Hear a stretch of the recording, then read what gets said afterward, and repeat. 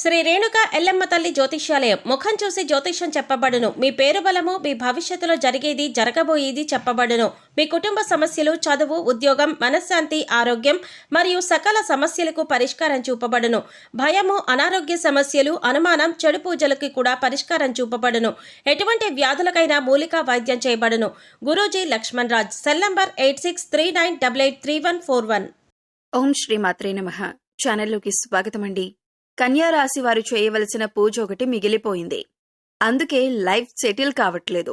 అయితే ఆగస్టు 3-4 తేదీల్లో ఈ రాశి వారు ఎటువంటి ఫలితాలను పొందబోతున్నారో, మీ లైఫ్ సెటిల్ కాకపోవటానికి కారణమేమిటి, అలాగే మీరు బాకీ పడ్డ పూజ ఏంటి, ఆ పూజ ఏ విధంగా చేయాలి, బాకీ పడ్డ పూజను పూర్తి చేసిన తర్వాత మీరు ఎటువంటి ఫలితాలను చూస్తారు అనే వివరాలను కూడా ఈ వీడియోలో మనం తెలుసుకుందాం. కానీ అంతకంటే ముందుగా మీరు కనుక మన ఛానల్ని ఇప్పటి వరకు సబ్స్క్రైబ్ చేసుకోకపోతే సబ్స్క్రైబ్ చేసుకుని పక్కనే ఉన్న బెల్ ఐకాన్ నొక్కి ఆల్ సెలెక్ట్ చేసుకుంటే మేము ఇలాంటి వీడియోస్ అప్లోడ్ చేయగానే ముందుగా మీ మొబైల్కి నోటిఫికేషన్ వస్తుంది.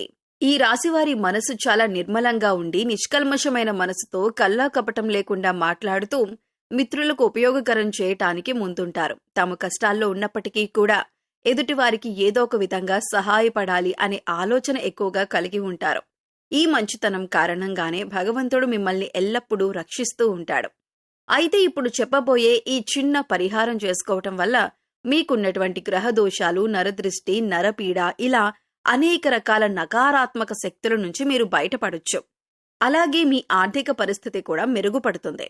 ఇప్పుడు చెప్పబోయే వాటిలో మీకు అనుకూలంగా ఏ పరిహారాన్ని ఆచరించినా సరిపోతుంది.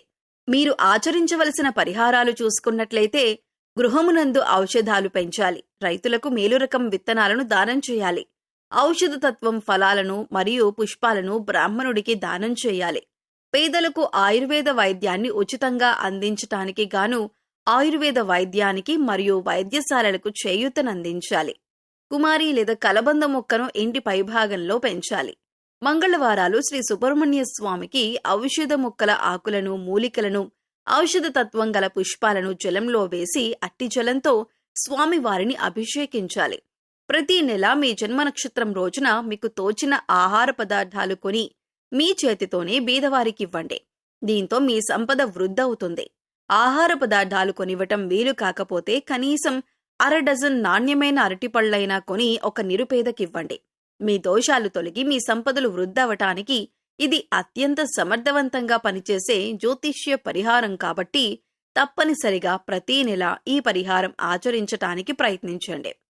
కేతువు అనుగ్రహం కొరకు కేతువు యొక్క బీజ మంత్రాన్ని ప్రతిరోజు లేదా తప్పకుండా ప్రతి మంగళవారం, ప్రత్యేకించి కేతుకాలం యమగండ కాలంలో, అంటే ఉదయం 9 గంటల నుంచి 10:30 మధ్య 19 సార్లు పఠించండి. కేతువు యొక్క అనుగ్రహం కొరకు మంగళవారాల్లో, కేతుకాలం యమగండ కాలంలో వినాయకుని ఆలయాలను, పుణ్యక్షేత్రాలను దర్శించాలి.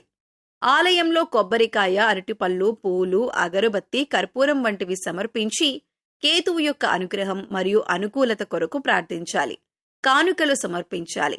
మంగళవారాల్లో మరియు ప్రతి నెల ఆర్ధ నక్షత్రం ఉన్న రోజుల్లో ఓం రుద్రాయ నమః అనే మంత్రాన్ని 108 సార్లు పఠించాలి. ప్రత్యేకించి మంగళవారాల్లో, కేతుకాలం యమగండ కాలంలో మరియు ప్రతి నెల ఆర్ద్ర నక్షత్రం ఉన్న రోజుల్లో శివాలయాలకు వెళ్లి శివుని ముందు ఈ మంత్రాన్ని పఠించటం మరింత శుభప్రదం. శివాలయంలో కొబ్బరికాయ, అరటిపళ్ళు, పూలు, అగరబత్తి, కర్పూరం వంటివి సమర్పించి కేతువు యొక్క అనుగ్రహం మరియు అనుకూలత కొరకు ప్రార్థించాలి. కేతుగ్రహం యొక్క అనుగ్రహం కొరకు చేసే ఈ పరిహారం కొంతవరకు కుజగ్రహ దోషాలను కూడా తొలగిస్తుంది. వీధి కుక్కలకు ఆహారం అందివ్వాలి. కొడుకు వరసయ్యే వారిని ప్రేమగా చూసుకోవాలి. నలుపు, తెలుపు రంగులో ఉన్న కొమ్మలని దానం చేయాలి. ఈ యొక్క అనుగ్రహం కొరకు మంగళవారాల్లో సాంబ్రాణి, నువ్వుల చెట్టు ఆకులు, మారేడు పట్ట, ఏనుగు దంతం వీటిలో ఏది లభించినా వాటిని మీరు నీళ్ళల్లో వేసి కాచి ఈ నీటితో స్నానం చేయాలి. కేతువు యొక్క అనుగ్రహం కొరకు మంగళవారాల్లో వైఢూర్యం, నువ్వుల నూనె, శాలువ, కస్తూరి, ఉలవలు, ఎరుపు రంగు లేదా బ్రౌన్ రంగు వస్త్రం మరియు ఆర్థిక విరాళాలు వీటిలో ఏదైనా ఒకటి దేవాలయాలు, ఆలయ పూజారులు, అనాథ శరణాలయాలు మరియు అత్యంత పేదరికంలో ఉన్న వ్యక్తులకు దానం చేయండి. లేదా మీరు ఇవ్వగలిగినంత ఆర్థిక విరాళం ఆన్లైన్లో చెల్లించండి. దాని ద్వారా ఏదైనా ప్రసిద్ధ ఆలయానికి పంపండి.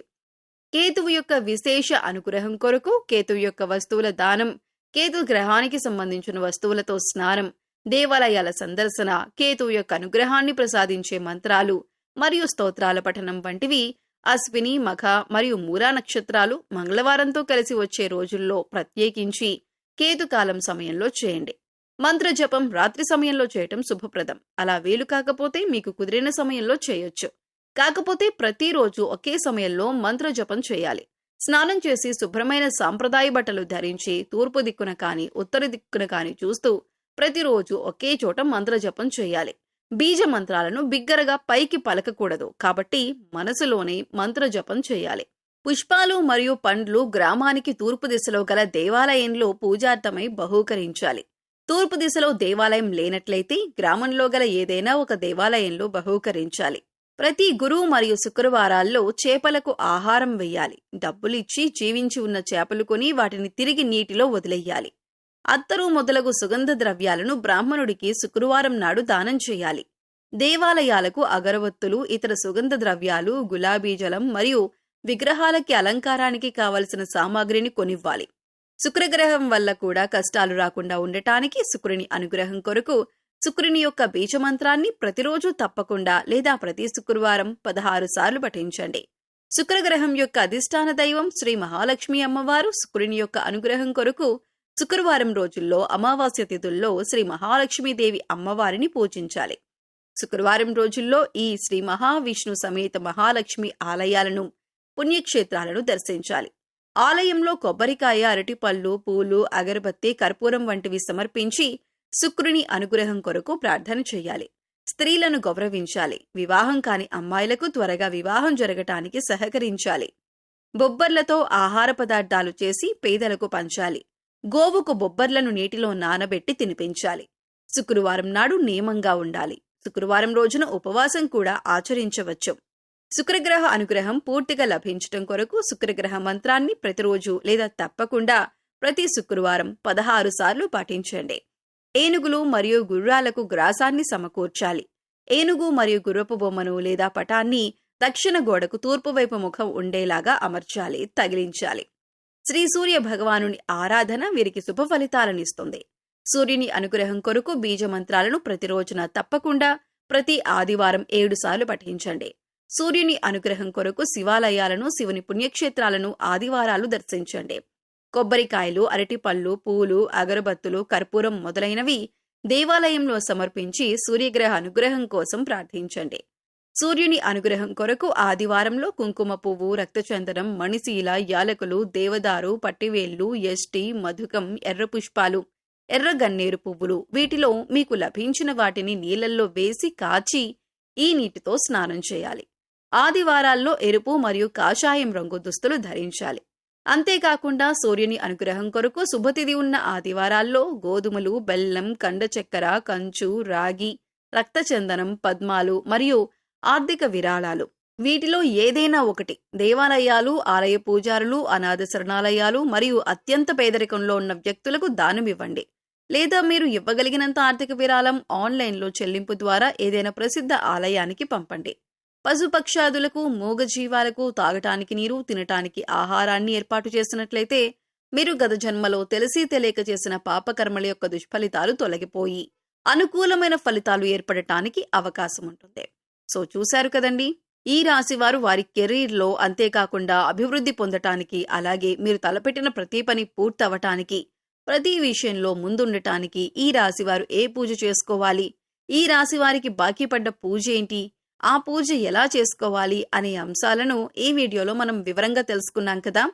ఈ వీడియో మీకు నచ్చినట్లయితే లైక్ చేయండి. మీ ఫ్రెండ్స్ అండ్ ఫ్యామిలీ మెంబర్స్లో కన్యా రాశి వారు ఉంటే వారితో ఈ వీడియోని షేర్ చేసుకోండి. అలాగే ఇప్పటి వరకు మన ఛానల్ని ఇంకా సబ్స్క్రైబ్ చేసుకోకపోతే వెంటనే సబ్స్క్రైబ్ చేసుకోండి. అంతేకాకుండా పక్కనే ఉన్న బెల్ ఐకాన్ని క్లిక్ చేసి అందులో ఉన్న ఆల్ అప్డేట్ని సెలెక్ట్ చేయండి. ఇలా ఛానల్ని సబ్స్క్రైబ్ చేసుకొని పక్కనే ఉన్న బెల్ ఐకాన్ క్లిక్ చేసి అందులో ఆల్ సెలెక్ట్ చేసుకుంటే మేము ఇలాంటి వీడియోస్ అప్లోడ్ చేయగానే ముందుగా మీకు నోటిఫికేషన్ వస్తుంది. మరో చక్కటి వీడియోతో మళ్ళీ కలుద్దామండి. ఓం శ్రీమాత్రే నమః.